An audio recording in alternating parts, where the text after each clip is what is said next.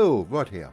As you can see, I'm wandering around in No Man's Sky. This video is about future No Man's Sky updates, and of course, some channel news. As you've probably noticed, I've been quite light on the No Man's Sky videos of recent.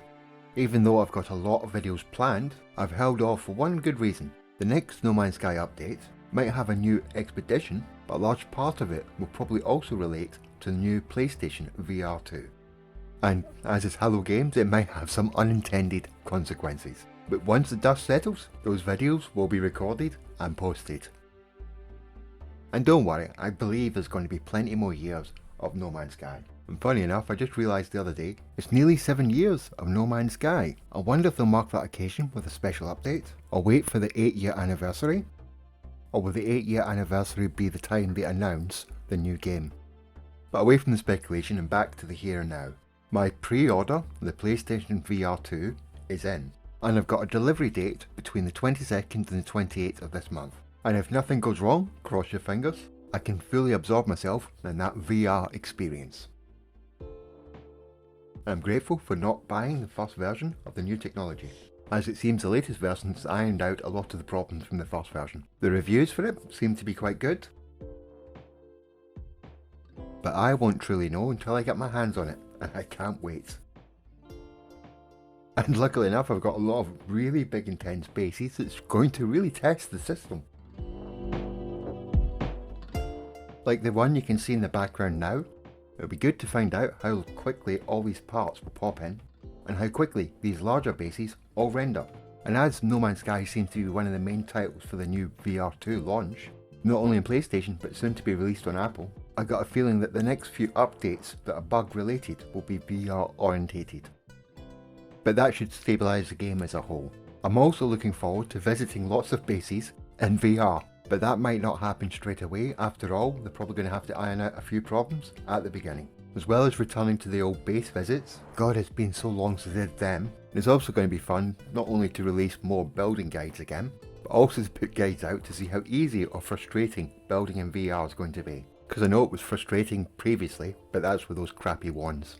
And as soon as I get my headset, I'll be doing a little bit of No Man's Sky live streaming with Dimash from Good at Game, and you just know we're going to get ourselves in a lot of trouble and be extremely annoying. And probably quite inappropriate. Of course, we can't properly plan that out until Sony sends my headset, and the postman, of course, delivers it. In addition to all of that, I have ordered a couple of more games. One of which being Resident Evil Village. But don't worry, my channel is always going to be mostly No Man's Sky. But here's a little bit of Resident Evil Village. Now, let's take a look at him. Wow. Well, Ethan Winters. You escaped my little brother's idiot games, did you? Let's see how special you are. Yes, Mother. Yes, Mother.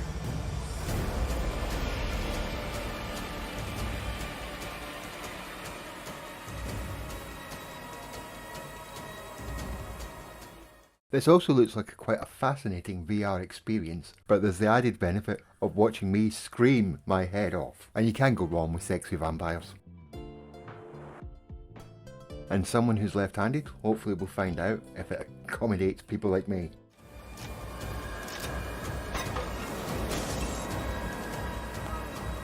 Man blood. Oh, careful what you wish for, Ethan Winters. What are you doing?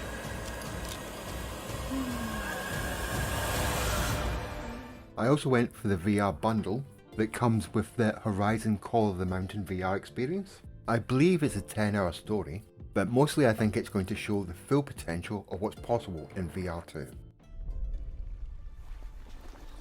There. Where are you taking me? I asked you a question. Everyone says Reyes is a good shot. Yeah, and he'll put arrows through both of us. You're switching with me. It's a snap mob. We're not gonna make it. As this is the launch title, I have no doubt that Sony and Guerrilla have put all the bells and whistles in this one. so I'm sure they've maximised the eye tracking, creating a highly rendered world. So this is a good game to judge what's possible in other games like No Man's Sky. Climb the mountain. Find out why the machines are attacking. But they really have to work on the floaty hand thing, something that No Man's Sky got right.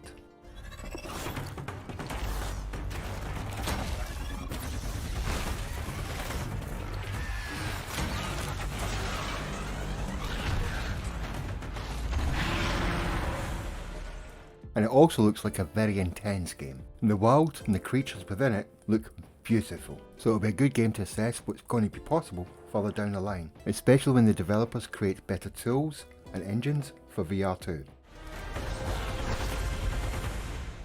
And finally, there's a game that hasn't launched yet. It's a 4-person co-op. It could be really fun and silly, or it could be rubbish, but I'm sure we'll find out soon enough. But if it's fun as it looks, then I'm hoping Captain Steve will have his PlayStation VR by then.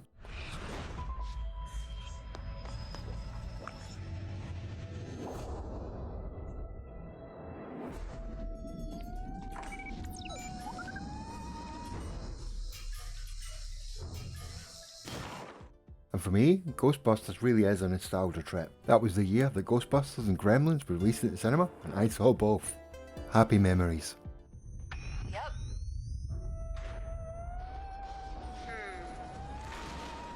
Yeah, that's not good.